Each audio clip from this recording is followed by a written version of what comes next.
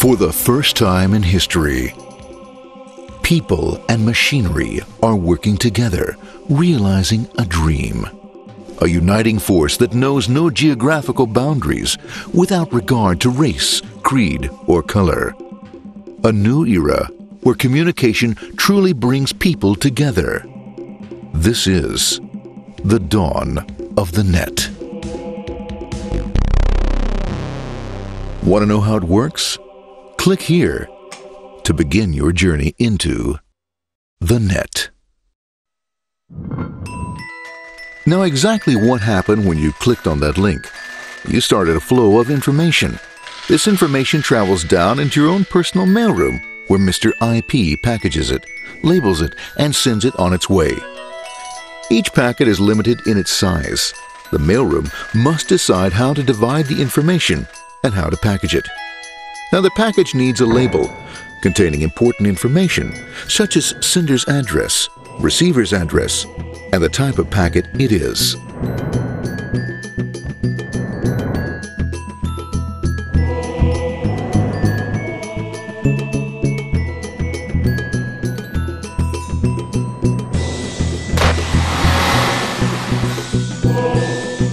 Because this particular packet is going out onto the internet, it also gets an address for the proxy server, which has a special function, as we'll see later. The packet is now launched onto your local area network, or LAN. This network is used to connect all the local computers, routers, printers, etc. for information exchange within the physical walls of the building. The LAN is a pretty uncontrolled place, and unfortunately, accidents can happen.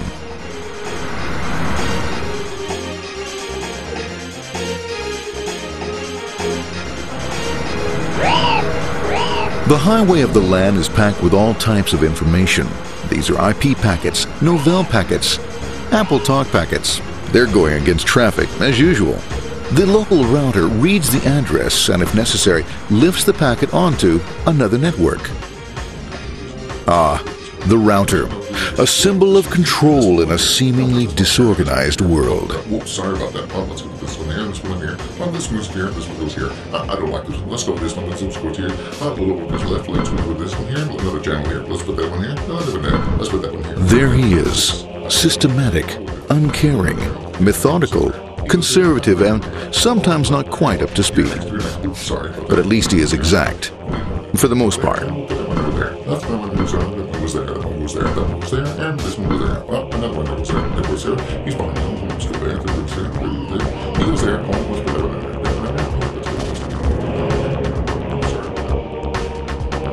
there. As the packets leave the router, they make their way into the corporate intranet and head for the router switch. A bit more efficient than the router switch plays fast and loose with IP packets, deftly routing them along their way.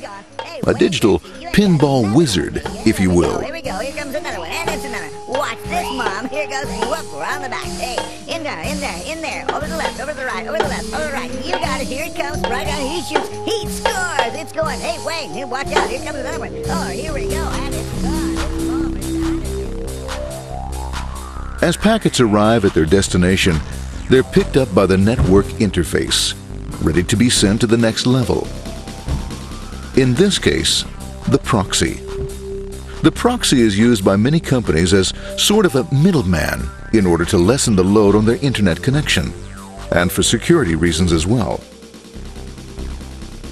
As you can see, the packets are all of various sizes, depending upon their content.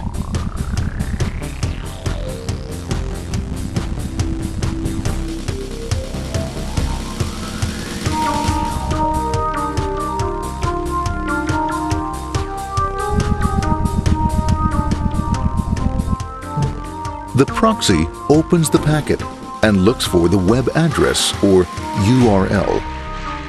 Depending upon whether the address is acceptable, the packet is sent onto the internet.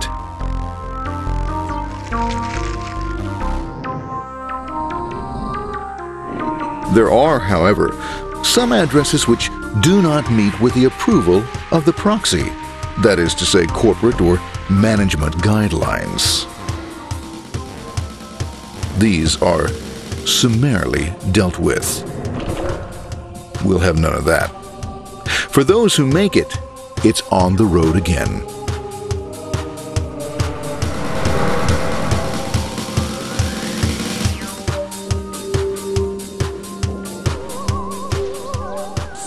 Next up, the firewall.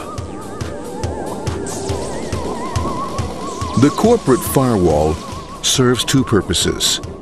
It prevents some rather nasty things from the internet from coming into the intranet, and it can also prevent sensitive corporate information from being sent out onto the internet. Once through the firewall, a router picks up the packet and places it onto a much narrower road, or bandwidth, as we say. Obviously, the road is not broad enough to take them all. Now you might wonder what happens to all those packets which don't make it along the way. Well, when Mr. IP doesn't receive an acknowledgement that a packet has been received in due time, he simply sends a replacement packet. We are now ready to enter the world of the Internet. A spider web of interconnected networks which span our entire globe. Here, routers and switches establish links between networks. Now, the net is an entirely different environment than you'll find within the protected walls of your LAN. Out here, it's the Wild West. Plenty of space, plenty of opportunities, plenty of things to explore and places to go. Thanks to very little control and regulation, new ideas find fertile soil to push the envelope of their possibilities. But because of this freedom, certain dangers also lurk. You'll never know when you'll meet the dreaded ping of death. A special version of a normal request ping, which some idiot thought up to mess up unsuspecting hosts. The paths our packets take may be via satellite, telephone lines, wireless, or even transoceanic cable. They don't always take the fastest or shortest routes possible, but they will get there. Eventually.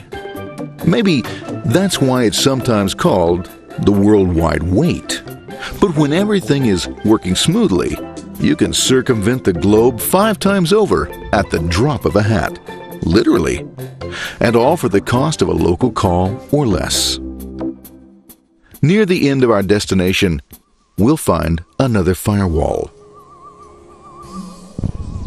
Depending upon your perspective as a data packet, the firewall could be a bastion of security or a dreaded adversary. It all depends on which side you're on and what your intentions are. The firewall is designed to let in only those packets that meet its criteria.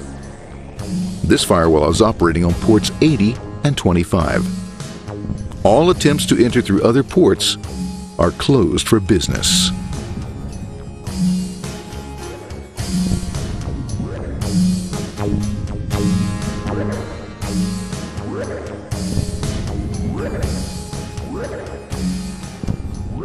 Port 25 is used for mail packets, while Port 80 is the entrance for packets from the Internet to the web server. Inside the firewall, packets are screened more thoroughly. Some packets make it easily through customs, while others look just a bit dubious.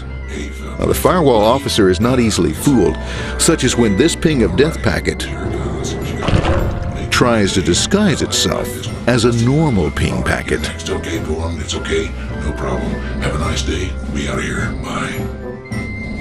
For those packets lucky enough to make it this far, the journey is almost over. It's just a line up on the interface to be taken up into the web server. Nowadays, a web server can run on many things, from a mainframe to a webcam to the computer on your desk. Or why not your refrigerator? With a proper setup, you can find out if you have the makings for chicken cacciatore or if you have to go shopping. Remember, this is the dawn of the net. Almost anything's possible. One by one, the packets are received, opened, and unpacked. The information they contain, that is, your request for information, is sent on to the web server application.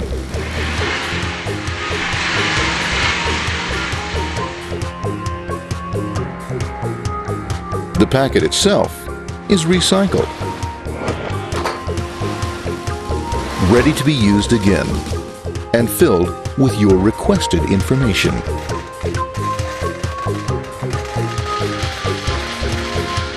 Addressed and sent out on its way back to you.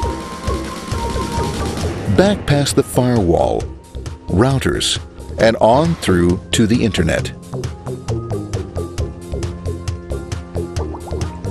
Back through your corporate firewall.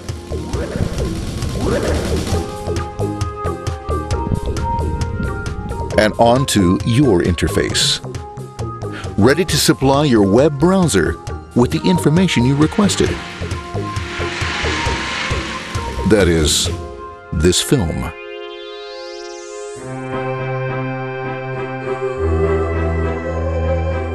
Pleased with their efforts and trusting in a better world, our trusty data packets ride off blissfully into the sunset of another day, knowing fully they have served their masters well. Now, isn't that a happy ending?